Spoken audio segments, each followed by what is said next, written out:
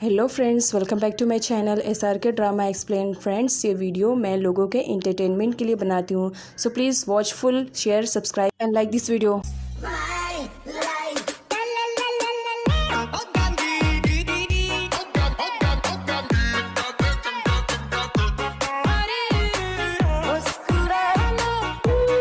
सो friends, finally ये ड्रामे की एक्सप्लेनेशन का लास्ट पार्ट है, जिसका आप सभी को बेसब्री से इंतज़ार था। खैर, यहाँ पर डेविड को दिखाया जाता है, जब उसे होश आता है तो गोली लगने की वजह से उसे दर्द भी हो रहा था, लेकिन वॉर्ड का कॉल आता है तो वो कॉल रिसीव करता है, जिसकी वजह से वॉर्ड उसके बारे में पूछने लगता है क्या वो ठीक है, क्योंकि सेक्रेटरी ने वॉर्ड को गलत इन्फॉर्मेशन प्रोवाइड की थी कि पुलिस ने डेविड को शूट कर दिया है और उसकी जान चली गई है। ये बात गलत निकलती है, जिसकी वजह से अब वॉर्ड और भी ज़्यादा गुस्से में आ जाता है। वो सेक्रेटरी से पूछता है, तुमने मुझे गलत इन्फॉर्मेशन क्यों प्रोवाइड की कि डेविड मर चुका है जबकि डेविड जिंदा है। तब यहाँ पर सेक्रेटरी कहता है, हमारे सारे आदमी मर गए हैं, मुझे लगा कि डेविड भी मर गया होगा क्योंकि मैंने देखा था उसे पुलिस ने शूट किया था। खैर, यहाँ पर सेक्रेटरी को भी मालूम पड़ जाता है कि डेविड की जान बच गई है। उसे लग रहा था कि डेविड मर गया है। अपने आप को बचाने के लिए वो वॉर्ड से सॉरी कहता है कि मुझे मिसअंडरस्टैंडिंग हो गई थी। नेक्स्ट सीन में मुक और डेविड को एक साथ दिखाया जाता है। अब जबकि मुक को डेविड के बारे में सब कुछ मालूम पड़ चुका था कि वो किस टाइप का काम करता है, तो इसके लिए उसे बहुत ज़्यादा बुरा लग रहा था। वो रोई जा रही होती है। साथ ही वो डेविड को समझाने की कोशिश भी कर रही थी कि वो अब फादर बनने वाला है, तो उसे चाहिए कि वो अपने बेबी के भी बारे में कुछ सोचे। इसी वजह से वो डेविड को एडवाइस करती है कि वो ये सारा काम छोड़ करके उसके साथ एक नई लाइफ को स्टार्ट करे, लेकिन शायद डेविड इसके लिए बिल्कुल भी रेडी नहीं था। मुक उसे इमोशनल ब्लैकमेल करती है कि डेविड ने अगर अपने आप को चेंज नहीं किया इस बेबी के लिए तो शायद वो अपने बेबी को दोबारा ना देख पाए, क्योंकि मुक ने डिसाइड कर लिया था कि वो अपने बेबी को ऐसे इन्वायरमेंट में बिल्कुल भी नहीं रखेगी, वो यहाँ से दूर चली जाएगी। इसी वजह से वो डेविड से कहती है, मैं तुम्हारा वेट करूँगी डेविड, अगर तुम वहाँ पर आए तो मैं समझ जाऊँगी कि तुम हमारे साथ एक नई लाइफ को स्टार्ट करना चाहते हो। और ये कहकर वो वहाँ से जाने लगती है, लेकिन डेविड ऐसा बिल्कुल भी नहीं चाह रहा था। अभी तो उसने अपने बच्चे की शक्ल भी नहीं देखी थी, सिर्फ उसने उसके होने का एहसास किया था। वो मुक को कहता है, मुक प्लीज़ मेरी बात समझने की कोशिश करो, शायद मैं ये सब नहीं छोड़ सकता हूँ। अगर मैंने ऐसा किया तो पता नहीं क्या हो जाएगा। वो मुक को पकड़ लेता है, मुक प्लीज़ ऐसा मेरे साथ मत करो, मुझे अपने बेबी के साथ रहना है। अगर तुम भी मुझे छोड़ करके चली जाओगी तो फिर मैं तो जीते जी मर जाऊँगा। लेकिन मुक वहाँ से चली जाती है, ये कहते हुए कि मैं तुम्हारा वेट करूँगी, तुम्हें आना ही पड़ेगा। अगले ही सीन में डेविड बहुत ही ज़्यादा अपसेट था। वो अपनी मॉम के सामने बैठा था। उसकी मॉम वही चॉकलेट लेकर आती है जो कि डेविड को बहुत ही ज़्यादा पसंद था।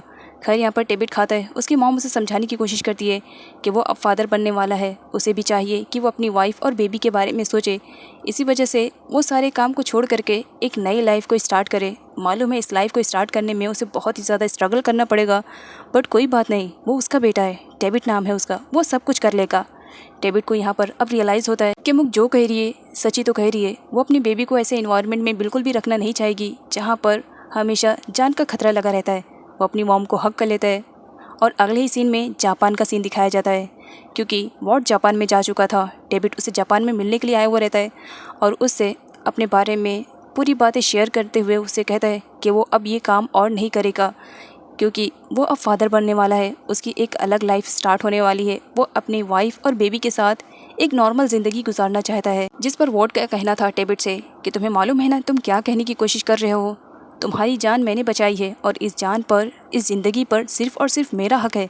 तुम यहाँ से नहीं जा सकते हो, तुम्हें मेरे लिए हर काम करना पड़ेगा। क्योंकि अब वॉर्ड डेविड को अपना बेटा मानने लगा था, क्योंकि उसकी लाइफ में कोई और बेटा नहीं था। वो अपने बेटे को पहले खो चुका था और डेविड के ज़रिए उसे एक नया बेटा मिला था। इसी वजह से वो अब डेविड को बिल्कुल भी खोना नहीं चाह रहा था। तो वो डेविड की बातें मान लेता है और कहता है, ठीक है, अगर तुम चाहते हो तो ठीक है, मैं तुम्हें जाने दूंगा, लेकिन याद रखना, प्रॉमिस करो मुझसे, लाइफ में तुम्हें कभी भी किसी भी चीज़ की ज़रूरत पड़ेगी या कभी भी किसी प्रॉब्लम में होंगे तो मुझे ज़रूर याद करोगे। जिस पर डेविड बहुत ही ज़्यादा खुश होता है और वाइट टाइगर ग्रुप की निशानी जो कि वो बटन रहती है वो उसे देते वक्त वो सडनली उसे हक कर लेता है, क्योंकि कुछ भी हो वॉर्ड ने भी उसके लाइफ को सेव करने में बहुत ज़्यादा स्ट्रगल किया था। वॉर्ड उसे पुश करता है क्योंकि वो डेविड को बहुत ज़्यादा लाइक करने लगा था। वो डेविड को अपने आप से दूर जाता हुआ नहीं देख सकता था, इसी वजह से उसे जानू की तरह बिहेवियर करने लगता है। खैर, यहाँ पर सेक्रेटरी को दिखाया जाता है। अब सेक्रेटरी जब देख लेता है कि डेविड उसकी लाइफ से हमेशा के लिए जा रहा है, तो वो भी अपनी गलतियों के लिए माफ़ी मांग लेता है कि जो कुछ भी हुआ माफ़ करना। अब डेविड वहाँ से चला जाता है। वॉर्ड बहुत ही ज़्यादा इमोशनल हो जाता है, जिसकी वजह से वो सेक्रेटरी को भी वहाँ से जाने के लिए कह देता है कि मैं थोड़ा टाइम अकेले स्पेंड करना चाहता हूँ। जब डेविड वहाँ से जा रहा था तब सेक्रेटरी को दिखाया जाता है उसका असली चेहरा। वो अभी भी टेबिट से बहुत ज़्यादा नफरत कर रहा था। वो टेबिट को शूट भी कर देता है ये कहते हुए, अब तुम जा रहे हो हमेशा के लिए, तो क्यों ना हमेशा हमेशा के लिए चले जाओ हमारी ज़िंदगी से, ताकि दोबारा पलट के तुम यहाँ पर ना आ पाओ। ये कहते हुए वो उसे कई गोलियां भी मार देता है ताकि टेबिट जान से चला जाए। लेकिन टेबिट यहाँ पर अपने आप को जैसा तैसा बचाने की कोशिश करता है और सिक्योरिटी और उसके बीच में फाइटिंग स्टार्ट हो जाती है। तब वहाँ पर पीछे से वार्ड भी आ जाता है और वो सिक्योरिटी को शूट कर देता है, क्योंकि सिक्योरिटी टेबिट को मारना चाह रहा था, जो कि वार्ड के लिए बहुत ही ज़्यादा इंपॉर्टेंस रखता है। यहाँ पर सिक्योरिटी को बहुत ही ज़्यादा बुरा लगता है। इसी वजह से अब वो वार्ड को शूट करने वाला था कि तुम मेरे बॉस नहीं रह गए, तुमने मुझ पर गोली चलाने की हिम्मत भी कैसे की, तो इसी वजह से अब तुम भी जान से जाओगे। ये कहते हुए वो बस उसे शूट करने वाला रहता है। तब वहाँ पर टेबिट देख लेता है और टेबिट वार्ड की जान बचाने के चक्कर में सिक्योरिटी को शूट कर देता है, जिसकी वजह से सिक्योरिटी की जान ऑन द स्पॉट वहीं पर ही चली जाती है। अब यहाँ पर वार्ड टेबिट से कहता है, तुम जितनी जल्दी हो सके यहाँ से चले जाओ, क्योंकि पुलिस यहाँ पर आने वाली है और फिक्र करने की ज़रूरत नहीं है। इस सिक्योरिटी के बारे में जो कुछ भी होएगा मैं देख लूँगा। टेबिट वार्ड को थैंक्स बोलता है और उसके पैरों में गिर करके साथ ही सॉरी भी बोलता है और उसका आशीर्वाद लेकर के भी वहाँ से चला जाता है। लेकिन साथ ही वार्ड एक बार फिर से टेबिट को हक करता है, क्योंकि शायद अब वार्ड लाइफ में कभी टेबिट से ना मिल पाए। तो इसी वजह से इन दोनों का काफ़ी अच्छा सा सीन भी दिखाया जाता है, जैसे कि एक फादर और सन का रहता है। खैर यहाँ पर अब टेबिट वार्ड के कहने पर चला जाता है। टेबिट के बॉडी से ब्लड निकलने लगता है गोली लगने की वजह से, जिसे छुपाने के लिए वो कोट के बटन को बंद कर लेता है। पुलिस भी वहाँ पर पहुँच चुकी थी और वार्ड को सिक्योरिटी के मर्डर के केस में अरेस्ट कर लेती है और वार्ड भी कुछ भी नहीं बताता है, क्योंकि वो टेबिट को बचाना चाह रहा था। इसी वजह से खुद अरेस्ट हो जाता है। अगली सीन में मुक को दिखाया जाता है, जो कि टेबिट का वेट कर रही होती है और सामने से टेबिट को आता हुआ देख करके वो खुश हो जाती है और सडनली दौड़ कर जाती है, उसे हक कर लेती है। मुझे मालूम था तुम ज़रूर आओगे, मैं इस उम्मीद में थी और तुम देखो आ ही गए। चलो फाइनली इस बात का तुमने सबूत दे दिया है कि तुम अपने बेबी के लिए बहुत ज़्यादा पॉजिटिव हो, उसके लिए तुम कुछ भी कर सकते हो। अब यहाँ पर मुक उसे आई लव यू बोलती है। टेबिट कुछ बोलता उससे पहले उसके ज़बान लड़खड़ाने लगते हैं और सडनली वो ज़मीन पर गिर जाता है और उसके मुंह से ब्लड निकलना स्टार्ट हो जाता है, जिसे देख करके मुक की भी कंडीशन बहुत ज़्यादा ख़राब हो जाती है। वो टेबिट से पूछने लगती है कि ये सब क्या हो गया तुम्हारे साथ। टेबिट उसे कहता है, अब मेरे पास ज़्यादा टाइम नहीं रह गया है, मुझे तुमसे कुछ कहना है।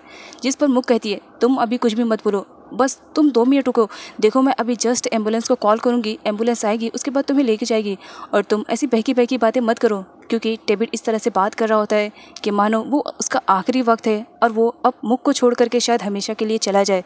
मुक एम्बुलेंस को कॉल करती है और एम्बुलेंस को वहाँ पर आने के लिए कहती है, जिस पर टेबिट मुक से कहता है, मेरे पास ज़्यादा टाइम नहीं है, मैं कब से कह रहा हूँ, मुझे तुमसे कुछ कहना है। वो अपने बारे में सब कुछ मुक को बता देता है और उससे अपने पास्ट में होने वाली गलतियों की भी माफ़ी मांगता है, जिस पर मुक रोने लगती है और टेबिट से कहती है, बस अब तुम कुछ भी नहीं बोलोगे, बस तुम्हें शांत रहना है, तुम्हें कुछ भी नहीं होगा। इस बेबी के साथ अभी बहुत ज़्यादा लाइफ हम दोनों को एक साथ जीनी है और तुम इस तरह आधे रास्ते में मेरा साथ नहीं छोड़ सकते हो। इस बेबी ने अभी तुम्हारा चेहरा भी नहीं देखा और तुम जाने की बातें कर रहे हो, मैं बिल्कुल भी इस बारे में बर्दाश्त नहीं कर सकती हूँ। तुम इस तरह से बहकी बहकी बातें मत करो, देखना तुम बिल्कुल ठीक हो जाओगे।